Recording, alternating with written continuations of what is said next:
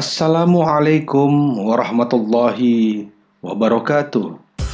Salawat dan salam teruntuk baginda Nabi Muhammad sallallahu alaihi wasallam. Ini adalah kisah atau tamsil untuk jadi bahan perenungan bersama tentang makna persatuan dan kesatuan.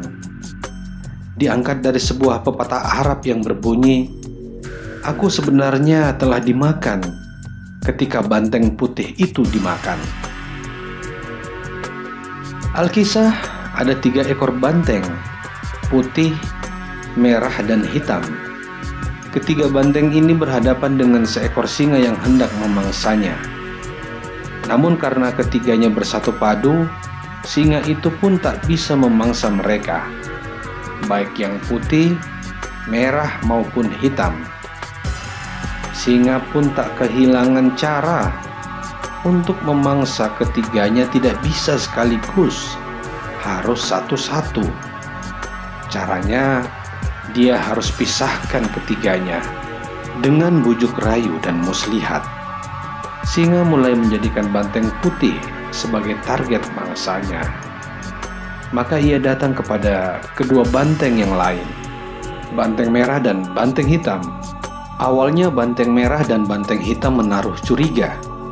Singa pun berusaha menenangkan kedua banteng itu. Tenang, sabar. Aku tidak akan memangsa kalian berdua. Aku tidak berselera pada kalian. Kalian bukan tipeku." Kedua banteng ini lantas tenang. Mereka menyimak apa yang dikatakan singa. "Aku hanya akan makan banteng putih. Dialah seleraku. Tipe-tipe seperti itu yang aku suka. Nah, biar kalian tidak aku mangsa, lebih baik kalian diam saja, tak perlu membantunya. Kalian akan aku biarkan dan aman."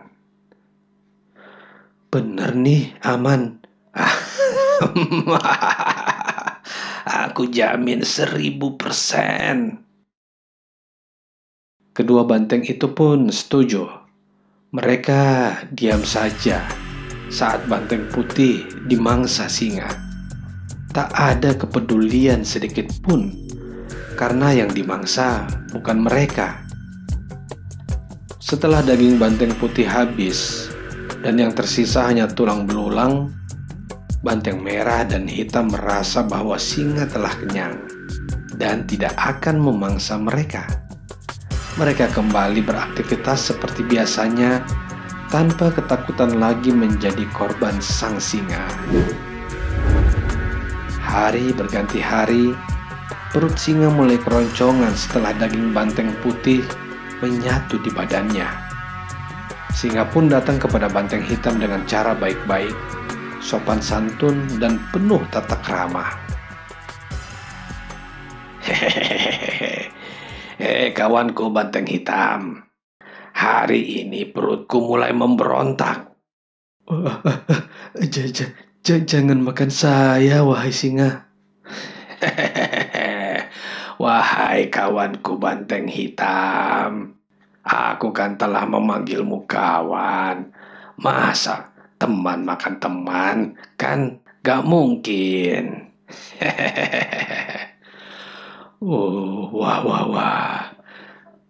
Wah, terima kasih ya kawan singa. "Aku hanya akan memangsa banteng merah. Kamu diam saja, tak perlu membantunya. Jadi kamu aman, kawan." "Tapi benar kan kamu tidak akan memangsa aku juga?" "Tidaklah kawan. Hari ini aku hanya mengincar banteng merah. Itu pun kalau kamu diam tak membantu."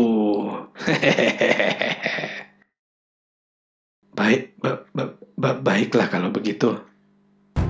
Singa pun menyerang banteng merah. Karena hanya sendirian melawan tanpa dibantu oleh banteng hitam, tentu saja singa dengan mudah menaklukkan satu banteng. Singa pun melahap banteng merah dengan mudahnya. Si banteng hitam pun hanya diam menyaksikan tubuh banteng merah terkoyak sedikit demi sedikit. Tak ada sedikit pun empati dari banteng hitam. Tanpa empati, dia merasa bahwa dirinya aman, seolah itu tidak akan menimpa dirinya. Tapi dia salah. Setelah hari berganti, banteng hitam itu tinggal sendiri. Saat itulah singa memangsanya dengan mudah, sebagaimana kedua temannya dahulu.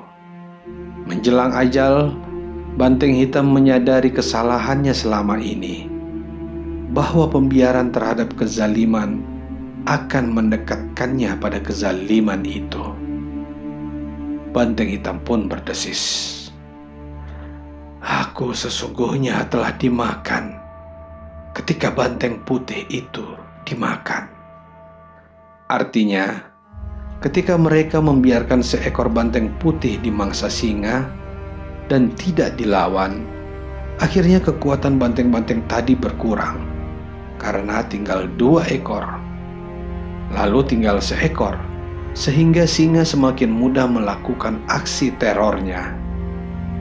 Begitulah tamsil yang indah, menggambarkan betapa persatuan umat Islam itu penting. Tak hanya penting, tetapi juga wajib. Cara iblis untuk menghancurkan kekuatan Islam adalah dengan mengadu domba kaum muslim.